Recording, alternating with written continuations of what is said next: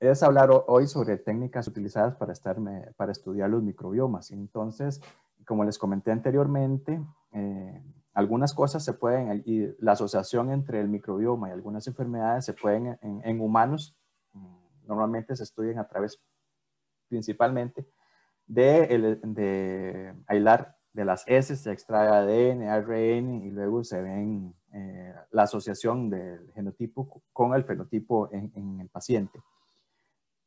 Sin embargo, o naturalmente eso tiene ciertas limitaciones, ¿verdad? Si uno quisiera hacer intervenciones o para entender los mecanismos, a veces es bueno tener modelos, sin embargo, todavía no se usan modelos humanos, sino se hace a través de modelos animales y básicamente a través de modelos murinos. Esas son como las dos grandes líneas. O también para estudiar los microorganismos, entonces hay técnicas dependientes de cultivo y hay técnicas independientes de cultivo. Las independientes de cultivo se basan básicamente en ácidos nucleicos y las dependientes de cultivo es todo un tema porque curiosamente desde, no sé, desde finales del siglo XIX se empezó a estudiar y fue todo un boom en la microbiología, el cómo tener nuevas tecnologías y nuevas técnicas para aislar microorganismos. Y luego, digamos que cuando a partir de, casi que 1990, por los 90 del siglo pasado, empezó a estudiarse más y se le dio más énfasis a la secuenciación, al ADN, muchas de las tecnologías y el crecimiento en las técnicas para cultivar como que se detuvieron. Sin embargo, ahora que se está tratando de entender mejor el microbioma, como que se da una nueva revolución, un nuevo impulso al desarrollo de nuevas técnicas de cultivo, y es lo que se llama, o lo que llaman ahora el culturomics, que más adelante se los voy a explicar un poco. Pero bueno, para poder tratar de detener los organismos, porque se ha visto que con el ADN o con el ARN o con las proteínas no es suficiente para entender la fisiología, lo que está pasando. Y entonces ha habido ha habido un resurgimiento de las nuevas técnicas para poder aislar microorganismos. Pero en términos sencillos también tenemos métodos basados en PCR, por ejemplo, la amplificación de marcadores como el 16S o el 18S, marcadores ribosomales, genes codificantes, microarrays o estas diferentes tecnologías de arrays, el FISH, que es una técnica en la cual se pueden marcar diferentes grupos, y luego el qPCR. Y también otros que ya son más globales, en donde se tiene la genómica, la metagenómica, la transcriptómica, la proteómica y la metabolómica. Y lo que quiero hacer énfasis en que todos los métodos tienen fortalezas y debilidades y que siempre uno se tiene que adaptar a la pregunta. En algunos y la mayoría de los casos, hasta el momento se utilizaba, por ejemplo, metabarcoding, ver en S el 16S, el 18S o el ITS si fueran hongos y asociarlo con fenotipos. Pero esa etapa creo que ya va pasando y ahora estamos entrando a una más relacionada con los hongos. Ahora ahora que veo aquí la palabra fish, vieras que he estado pensando, una idea que se me ocurrió, y si alguna la quiere convertir en negocio, se las dejo ahí para que lo hagan. Como usted ya hemos hablado en las clases anteriores, es sumamente importante saber uno la proporción que hay de, por ejemplo, bacteroidetes, firmicutes, o inclusive ver las proporciones que podrían haber de proteobacterias o actinobacterias. Entonces, y eso con el fin de tener un diagnóstico rápido de cómo podría estar la microbiota de uno y cómo podría uno hacer remiendos, ya sea por probióticos o ingiriendo diferentes alimentos que le pudieran ayudar a recomponer o balancear la microbiota. Y entonces, se lo digo ahí con toda sinceridad y transparencia, un día que estaba en el baño haciendo mis necesidades, estuve pensando, ¿cómo podría uno? Sería maravilloso poder tener algún mecanismo, algún test rápido en que uno pudiera, no sé, tomar una muestra de heces rápido, ¿verdad? Y que entonces, que uno la pusiera en un filtrito. Entonces, que el filtrito rápidamente le pueda decir estas proporciones, si hay un desbalance, por ejemplo, entre bacteroidetes y firmicutes, o inclusive si las proteobacterias están desproporcionadas. Entonces, y pienso que sería algo relativamente fácil de usar. Una tecnología sería FISH, otras serían, por ejemplo, anticuerpos, ¿verdad? Y ahora que estamos en la época o RT-LAMP o alguna otra cosa que uno lo pueda hacer rápidamente, se los dejo ahí si alguien quiere convertir eso en un negocio. Continuamos. Como les comenté, ha habido toda una evolución en la microbiología, y entonces yo quería introducir el concepto de cómo hemos, en la microbiología, se ha tratado de aumentar las capacidades de poder aislar microorganismos. Y este es un poco, este es un paper que me encontré por ahí que me parece lindísimo, que es la evolución de los medios de cultivo.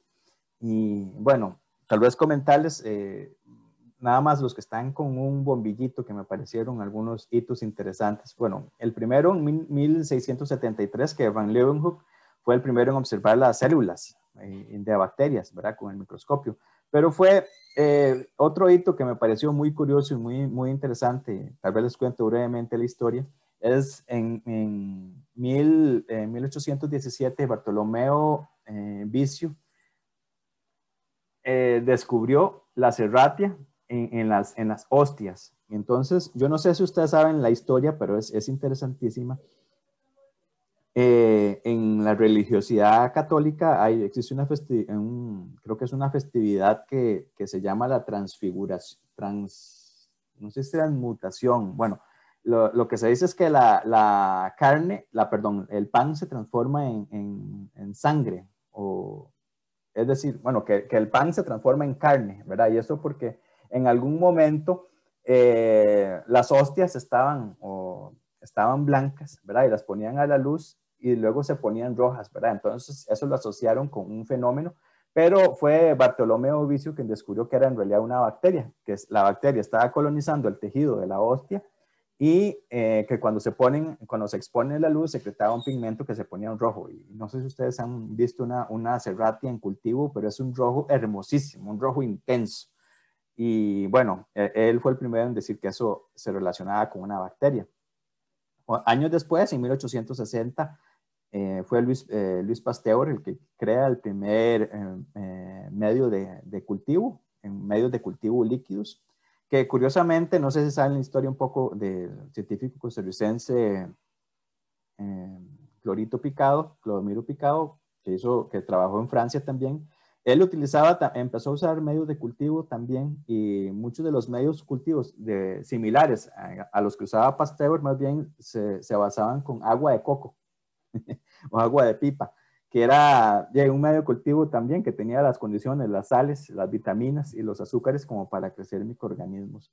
Ya luego, en 1882, fue Koch el primero en introducir el agar como agente gelificante, entonces para crecer en matrices sólidas. Entonces, como ustedes saben, muchas de las bacterias tienen adhesinas, y entonces eso les facilita el crecimiento, pero algo todavía más importante, el crecer en un medio sólido también permite la separación de las bacterias, ¿verdad? Y entonces poder aislar mucho más fácil. Voy a brincarme varios años hasta 1915, fue donde también ya luego empezó otro gran avance en la microbiología, que es el crecimiento de todos los anaerobios, y particularmente los Clostridium. Y otro de los avances, 1960, que se empezaron a usar los antibióticos para poder separar y aislar algunos microorganismos. Y luego, a partir del estudio de los microbiomas, apareció un nuevo concepto que se llama culturomics, ¿verdad? Y esto lo que se utiliza es tratar de cultivar la mayor cantidad de organismos posibles a partir de heces, de tractos digestivos, de diferentes condiciones. Y lo que se hace es acoplar diferentes medios de cultivo, diferentes tiempos, diferentes concentraciones de los medios, y esto acoplado, por ejemplo, a diferentes técnicas como espectrometría de masa o secuenciación, Y, por ejemplo, de unas heces han podido cultivar, donde antes se podían cultivar pocas especies, hasta, no sé, entre 300 y 400 especies distintas, que eso es una locura, ¿verdad? Una cantidad. Y entonces con eso también se ha permitido hacer más estudios, aislamiento, secuenciación, entendimiento y descubrimiento de nuevas especies. Y aquí lo que quiero señalar es un concepto que me parece lindísimo, que es de Microbial Dark Matter, que es la materia oscura microbiana, ¿verdad? Y este concepto es en analogía a la materia oscura del universo, que sabemos que compone la mayor parte del universo, sabemos que está ahí, pero no la conocemos, ¿verdad? Igualmente pasa con los microorganismos, sabemos que hay un montón ahí, que están ahí, que tienen actividades, pero no los conocemos bien, y aunque, bueno, apenas lo estamos conociendo a través de secuenciación, pero muchos de esos ni siquiera, ¿verdad? Porque no tienen una abundancia suficiente como para poder tener ADN suficiente como para poder conocerlos o secuenciarlos, pero sabemos que están ahí. Y el target del Culturomics es eso, tratar de conocerlos y cuál es su fisiología, qué productos, por ejemplo, metabolitos podrían producir. A partir de eso, bueno, desde aquí también todo este gran conocimiento se dio a partir de los 70s con las tecnologías de secuenciación, empezando por Frederick Sanger, que descubrió un nuevo método de secuenciación, y esto se tradujo luego en nuevas tecnologías y que ya han evolucionado muchísimo. Entonces, en primera instancia teníamos los secuenciadores Sanger, que permitían y permiten todavía, y todavía son muy útiles, secuenciar, no sé, alrededor de 800 y 1000 pares de bases de una sola muestra, y esto utilizando diferentes nucleótidos marcados. Luego apareció la secuenciación de nueva generación y particularmente, bueno, hay varias tecnologías como el 454 de Roche, Solera, el ION, y tal vez la que al final de cuentas venció un poco la selección natural fue Illumina. Estas permiten secuenciar fragmentos mucho más cortos entre, no sé, entre 50 y aquí yo pongo 500, es una exageración de algunos equipos, pero Illumina, por ejemplo, entre, no sé, 50 y 250 pares de bases, pero se puede hacer de muchísimas moléculas a la vez. Entonces, esto ha multiplicado la capacidad de análisis y el high throughput de información que se puede tener, y entonces ya se puede obtener muchísimas secuencias de muchísimos organismos a la vez. Y luego el gran reto es cómo poder ensamblar eso. Entonces, bueno, eso ha implicado todo el surgimiento de nuevos algoritmos para poder ensamblar, pero ya es una de las tecnologías más consolidadas. Y recientemente, bueno, no tan recientemente, pero hace unos años para acá, han habido otras tecnologías de secuenciación como que se llaman de tercera generación, que incluye a PacBio y Oxford Nanopore. Ambas son de secuenciación de fragmentos largos, no sé, entre 10 kb hasta algunos casos 60 o 70 kb, que es y entonces la ventaja respecto a las otras tecnologías es que por ejemplo, a muchos genomas que tienen muchos fragmentos con muchas repeticiones, y entonces ensamblar eso es dificilísimo. Sin embargo, cuando se tienen estas tecnologías, eso es mucho más fácil, porque es más fácil ensamblar un rompecabezas de 25 piezas a uno de 1000 piezas. ¿Verdad? Esa es tal vez la analogía. Sin embargo, estas últimas tecnologías, bueno, todavía están en fase de desarrollo, tienen una mayor cantidad de errores, pero si hay una suficiente cobertura, es decir, si se secuencia muchas veces una misma cosa, esos errores en esta tecnología se pueden mitigar. Aquí les dejo un pequeño videito de cómo funciona la tecnología de Illumina. En estos momentos no se lo voy a presentar porque, bueno, ya muchos de ustedes lo han visto. Pero en el caso de que alguien lo quiera, en el PDF de la clase, luego lo pueden revisar con más detalle para que vean cómo funciona operativamente.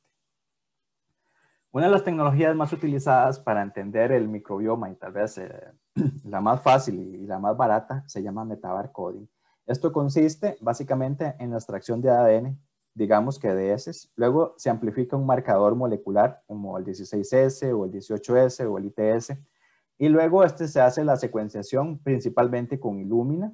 Y luego se hace el procesamiento de secuencias, donde al final se obtienen secuencias que se llaman antes, bueno, lo que sería un pseudoanálogo a una especie que se llama un ASV, que es un Amplicon Sequence Variant.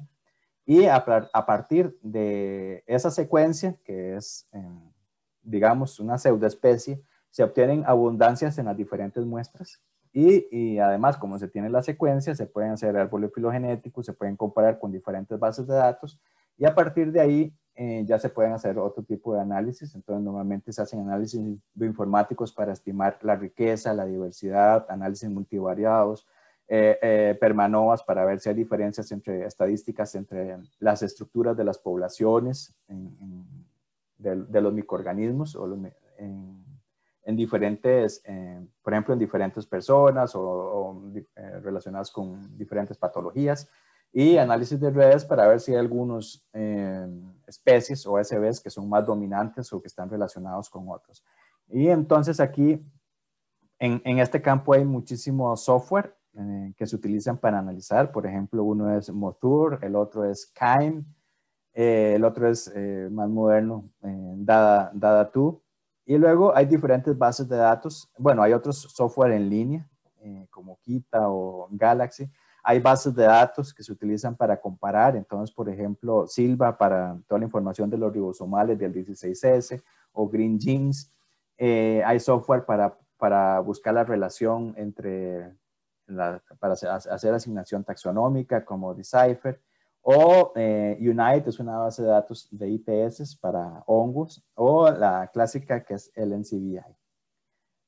No sé si alguien tiene alguna duda sobre este proceso de cómo se hace metabarcoding. Alex, claro, continuamos, si no. Y entonces, aparte, ¿sí? ¿Se puede usar tercera generación también para eso? ¿Perdón? ¿Se puede usar tercera generación para metadar coding?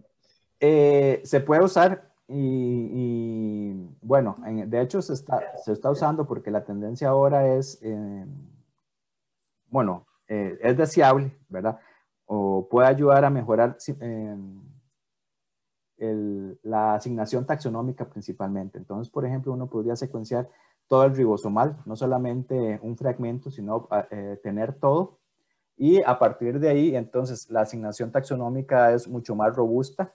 El tema hoy todavía es que es muy caro, ¿verdad? Para hacer metabarcoding con PacBio o con Nanopore es más caro. Todavía está el tema de, sobre todo para cuando es metabarcoding, ¿verdad? Está el tema de los errores en las secuencias. Sin embargo, ya, no sé, yo hace tal vez unos 3, 4 años para acá yo he empezado a ver algunas publicaciones. Sin embargo, no se ha masificado tanto como uno hubiera esperado. Sin embargo, uno esperaría que, bueno, para metabarcoding es útil, un poco caro para hacer, digamos, los análisis que se quieren, pero para la parte de metagenómica o genómica, ahí sí presenta muchísimas ventajas. Y lo que se está haciendo, por ejemplo, para genómica, es hacer, bueno, ahora lo tenemos en un par de proyectos, tratar de hacer ensamblajes híbridos, tener tanto pocas largas, digamos, pocas secuencias largas con muchas cortas. Y entonces eso ayuda a ensamblar mucho mejor los genomas o metagenomas y tener mayor calidad. ¿Alguna otra pregunta? Bueno, voy a continuar. Voy a ir un poquito más rápido, que me he entretenido. Algunas de las cosas que hace haciendo con la información entonces de secuenciación es saber cuál es la riqueza de especies que hay, por ejemplo, en un microbioma de una persona, y cómo varía esta entre personas o entre, no sé si está haciendo estudios entre patologías o entre los pacientes sanos y enfermos. La composición de las bacterias, entonces, desde tanto Bacillus, cuál es lo que hemos hablado, Firmicutes, Bacteroidetes, Actinobacteria, etcétera. La abundancia, entonces, cómo están ver las proporciones de cada uno de estos. Y entonces la relación entre la composición y la abundancia nos da la estructura, que esta es lo que llamamos en la primera clase la huella dactilar de cada persona, ¿verdad? La estructura de las comunidades que tiene. Y en algunos casos también la diversidad filogenética, ¿verdad? Entonces, que uno puede tener diferentes variables, pero también las filogenias pueden influir en esto. Y entonces uno puede determinar lo que se llama la diversidad alfa, que es la medida de la diversidad dentro de una comunidad. Y entonces para esto hay varios índices como riqueza, rareza, diversidad filogenética. Y bueno, aquí hay algunos de estos. La diversidad beta se refiere a la medida de la diversidad compartida entre comunidades. Entonces, por ejemplo, si está, Mercedes lo exponía la vez pasada, ¿cuál es las diferencias o las semejanzas que puede haber entre, no sé, entre el microbioma del intestino respecto al de la piel, respecto al de la boca? Y cuáles son las que se comparten y cuáles son las que se difieren. Entonces, para esto hay diferentes estimadores, como, bueno, diferentes algoritmos como Bray-Curtis, Sorensen, Jacquard y Unifrac.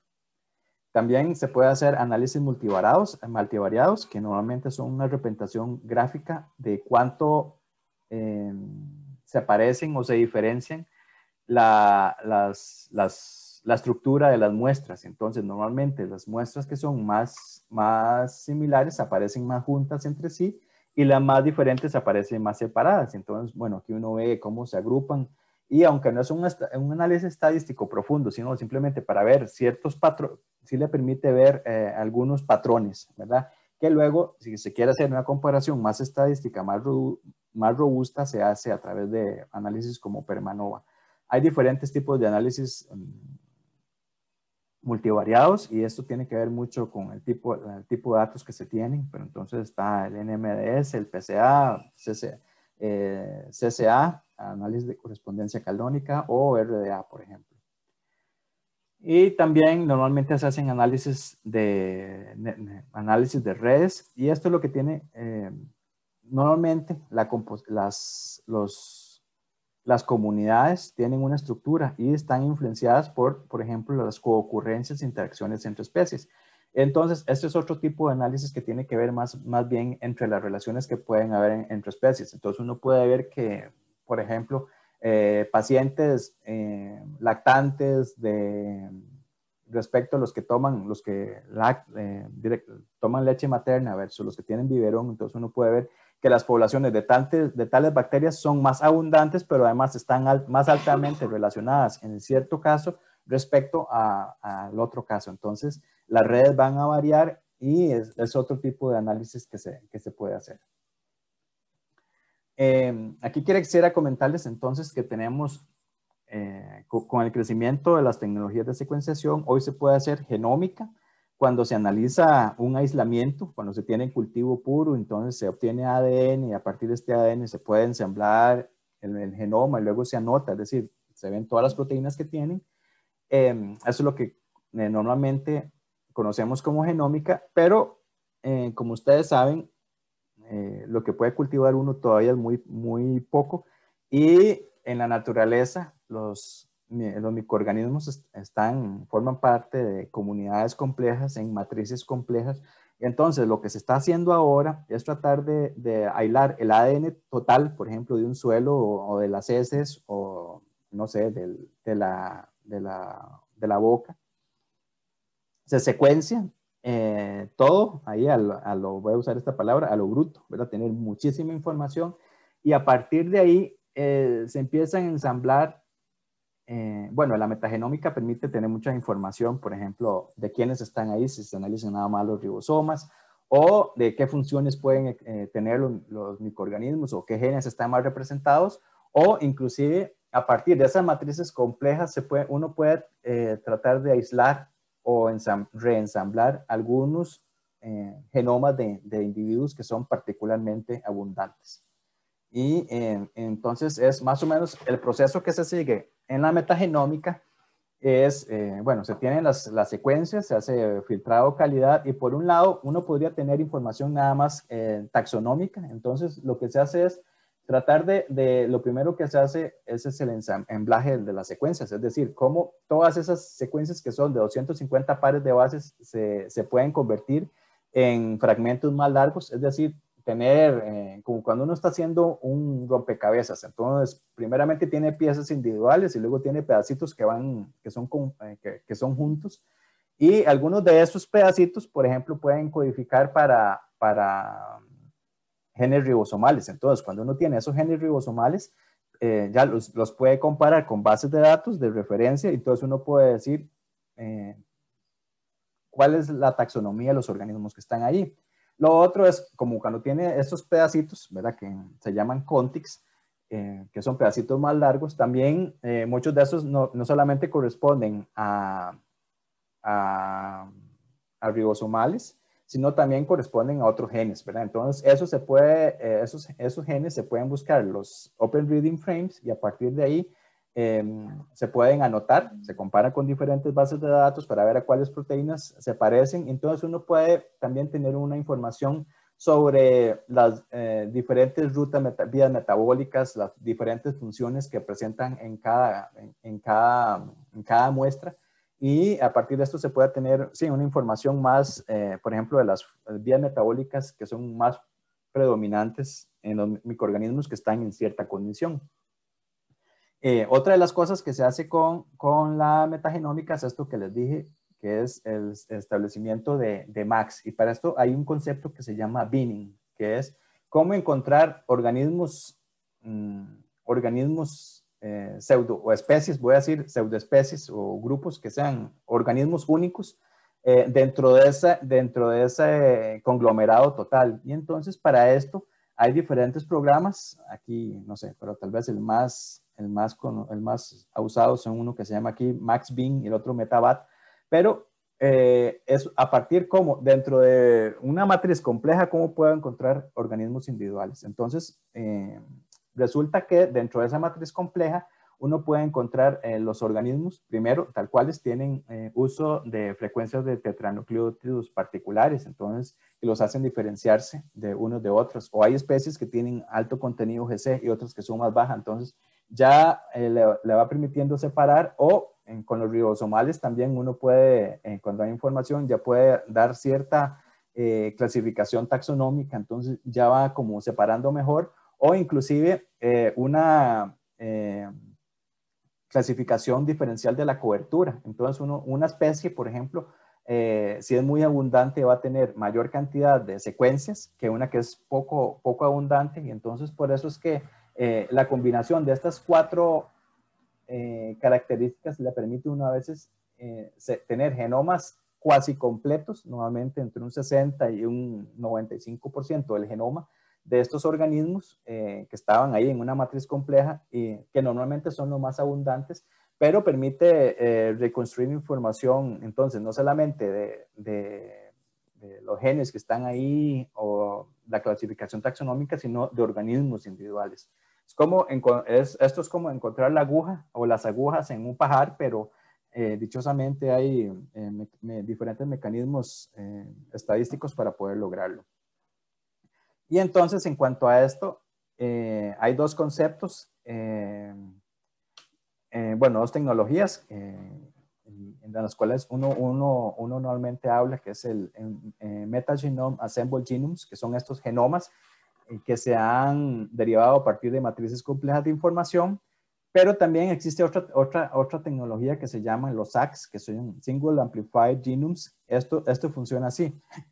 A partir de una matriz compleja de células, en este caso, por ejemplo, sí, de las heces o no sé, de la boca, se filtran o se separan todo lo que son las células, y luego hay tecnologías como de citometría de flujo que permiten separar células individuales. Entonces, a partir de una célula individual se puede extraer ADN de una célula. Estamos hablando, y esto se puede hacer en un microlitro, en una reacción de 3, 4, 5 microlitros, se puede extraer ADN y se amplifica con unas polimerasas especiales que se llaman Fi29, y se puede amplificar el genoma a partir de una sola célula, y a partir de ahí entonces también se puede bueno, se secuencia y se puede ensamblar mejor un genoma. Entonces, esto ha permitido la identificación de muchísimas especies y el descubrimiento de nuevas especies. Muchas de estas que yo les mostraba en el primer árbol de la vida, que todas son estas, muchas son de estas candidatas, ¿verdad? Porque no se han logrado cultivar, pero ya se conoce bastante bien lo que es el genoma. Y bueno, además para el estudio de metagenomas tenemos otros omics como entonces el genoma que ya les hablé, que es lo que puede pasar, ¿verdad? Todos los genes que tiene. Está el transcriptoma, que es lo que es, bueno, basado obviamente en el ARN y es entonces lo que podría pasar, lo que la bacteria quisiera que pasara, ¿verdad? Y luego está el proteoma, que es básicamente una marca de lo que realmente pasa.